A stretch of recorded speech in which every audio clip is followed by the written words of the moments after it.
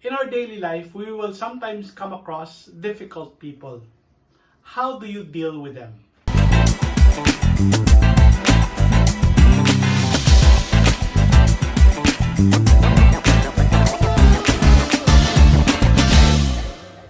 Hello, fellow upgazers. My name is Bong and welcome to another conversation as we talk about our life, as we talk about our faith, and as we ask the question, how do we live this life of faith that we have been called, especially in the many situations that we face and the people that we meet sometimes. Join us in this conversation as we talk about how to deal with the difficult people sometimes that we come across.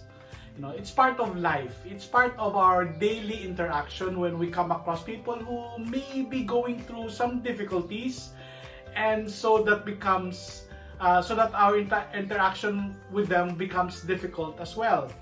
And believe me, in my many years of ministry, I have come across many different situations where people, are dealing with stuff. And also, I may have not responded well to this kind of people. And so the question is, how do we deal with this situation? How do we foster harmony in the midst of difficult people and the different situations that we might find ourselves in? This is the reality of it all. Real talk. Considering Panila. Real talk. The world is filled with real people and real problems. I'm not saying that bad attitude is okay. I'm not saying that, just because the world is difficult that they are excused from misbehaving. That's not what I'm saying. But we all have to remember that people make mistakes. That we are all going through some things. And so at the end of the day, we are called to a harmonious relationship and to live a life of grace. That's important.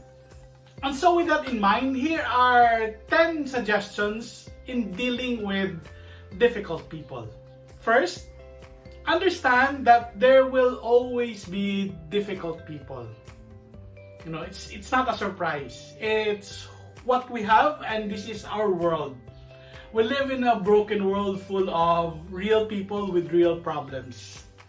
Therefore, we will sometimes come across conflicts or frictions or relational stress.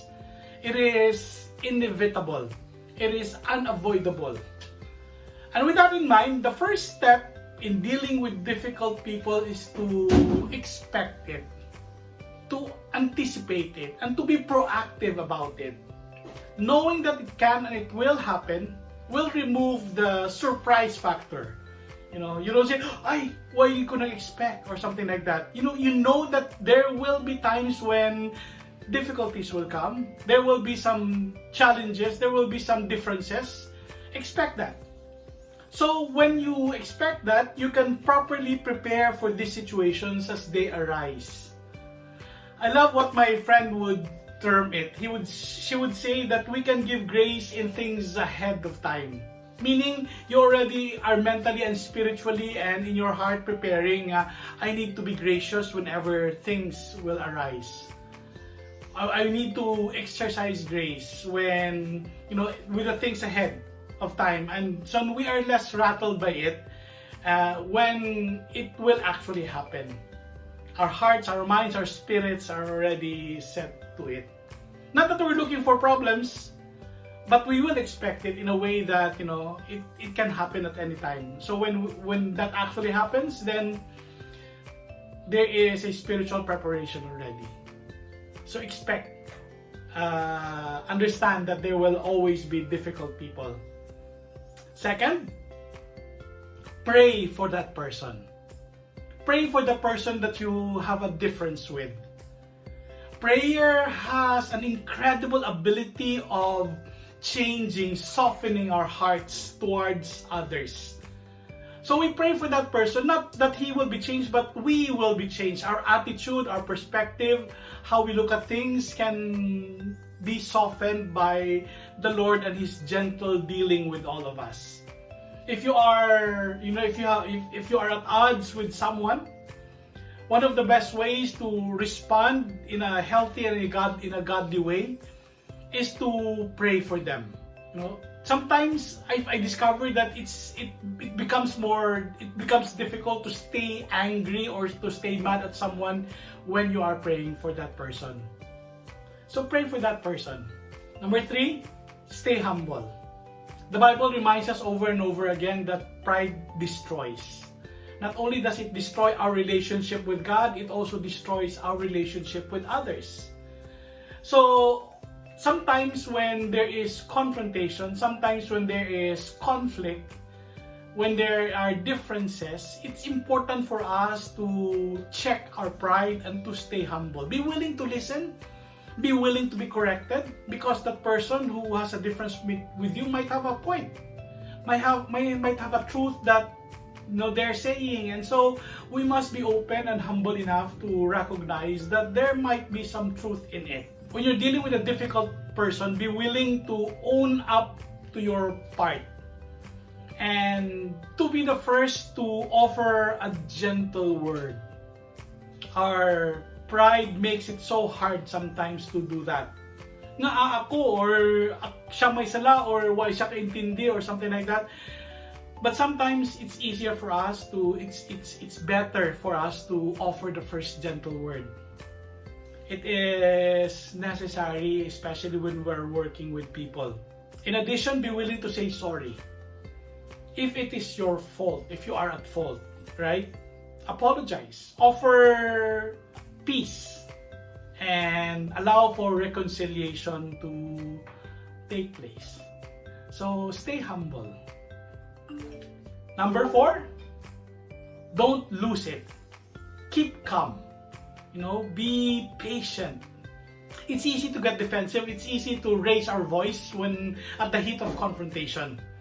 Especially when you are feeling attacked, when you are feeling like someone is coming at you, or when you feel that you are misunderstood. It's easy to get your defenses up and become defensive and go on an attack mode. It's incredibly important, therefore, to keep your cool, to keep calm, especially in a difficult situation. You know that you can control your emotions, right? You are not a slave to your emotions. You can deal with it, you can control it, you can handle it. So you should learn how to stay calm. As a Christian, as a leader who likes to model Christ, this is the best way we can show our temperance, we can show our patience, we can show love. So stay calm. At the heat of confrontation, don't lose it. Don't lose your temper. Don't lose control. Next, do not fuel the fire. Do not fuel the fire. Don't add to the conflict. This goes back to defensiveness and wanting to protect yourself. It easily happens that a situation can escalate with a wrong word, or you add to it. So, as much as possible, discuss things from an objective perspective and then back off. Don't add to it. Don't add fuel to the fire. Next is be a Teflon. Or as my friend would term it, be Gabi lives. What does that mean, Pastor Bong? Let me explain. A Teflon, if you notice sa mga cooking utensils, it's something that whenever you cook something in it, it doesn't stick, right? It just slides off. In the same way, a Gabi leaf also, when water is poured into it, it just rolls off. It doesn't get wet, it doesn't get affected. The water just rolls off. So in facing conflicts and facing difficulties, if someone is saying something that might be critical or might be something that is hurtful, you can be a Teflon. Do not let it affect you. Just let it slide. Be a Gabi leaf where the water will just roll off, right? Don't let it affect you. It means responding in a way that shrugs off the critique rather than making a big deal out of it. Because sometimes words can be spoken without being meant. So don't let it affect you, because sometimes words can be spoken without being thought about. It could have been spoken carelessly, or it might have been intently said to hurt you, But it's your choice to respond, whether you will let it affect you or whether you will let it, destroy you. So it's your choice. A friend of mine taught me one principle in responding to harsh criticism or tactless words. He calls it innocent enthusiasm. And this is how it goes. Sometimes, for example, a person would come up to you and they would say, "Oh, you've gained so much weight." And instead of being hurt or being defensive, you can just say, "Oh, well, yes, because life has been so great." Or yes, because food has been so delicious. It's sometimes difficult to take offense when that person is responding to you in a positive sense, in innocent enthusiasm. So brush off criticism, diffuse the situation. Next, we are all broken. I think I've said this already earlier. We are all broken. A huge help when working with difficult people is to remember that they are likely broken and they are hurting. That they are probably struggling with something that overflows into their lives. So it takes discernment, it takes sensitivity. Maybe the reason why someone is mean or someone is going through harsh, someone is being harsh is because he himself is being hurt. Hurt people. Of course, I'm not saying that, you excuse the action. That's not the point. The point is, sometimes we need to look at things from where they are coming from. If you can remember their hurt, you are more likely to respond from a place of grace. Try to reconcile and make the situation better, lifting further burden off them and setting an example of peace. So be a little gracious because sometimes things may not be what they seem. Next, extra grace required, shower them with kindness. This is what I have discovered in dealing with situations that can potentially be damaging, potentially difficult. Be kind. Be especially kind, especially to those that are attacking you. Few things diffuse a difficult situation like kindness. It's hard to remain angry or mad at someone who is being incredibly nice in spite of bad attitude on the other person's part. You can do this. Take the high road. Be a fountain of kindness that can fill this person with the much needed kindness and break that he might be looking for. Hopefully, the other person will soften and they will respond the same way. Here's another principle that we can practice. Learn to pause. Learn to back off. Learn to say, I won't have to deal with this right now. Just, take a mini break. Advice often given in healthy conflict resolution is the principle of walking away to get some space and some perspective. Doing this will allow us to cool down and gather our thoughts. Because sometimes at the heat of the moment, when we are in the thick of it, sometimes we can say things that, we have not thought about. Taking a pause, learning how to count 1 to 10, 1 to 100 will give us time to gain perspective and to gain time. So take a moment to gather your thoughts, gather your emotions, and to think through some of the steps. So it's important for us to learn to pause. And then lastly and most important, learn to follow the Matthew 18 principle.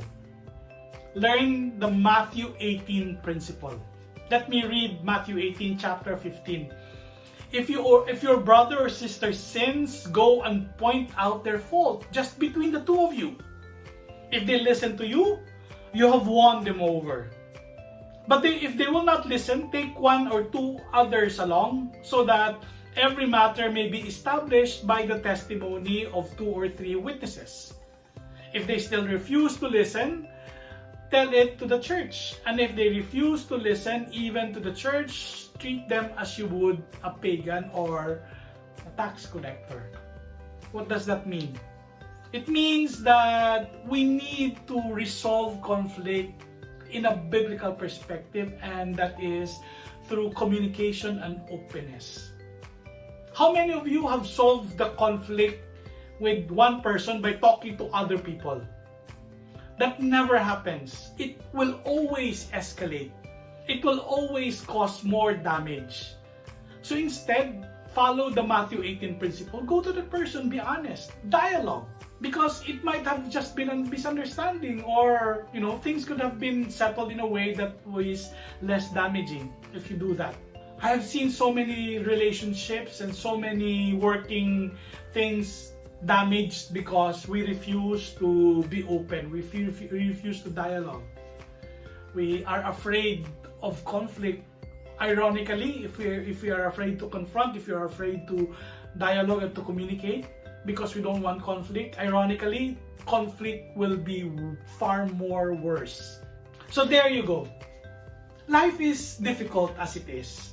We have so many challenges that we are facing, and one of them are dealing with difficult people. But there is a gracious and kind way to deal with it. I hope this has helped you and has given you perspective. And as you deal with whatever situation you might be right now, exercise patience, shower with love and kindness, and let it come from a place of grace and love. In the meantime, God bless you. Keep listening to your life. See it for the fathomless mystery that it is. In all moments are key moments, and we have to remember that life itself is grace.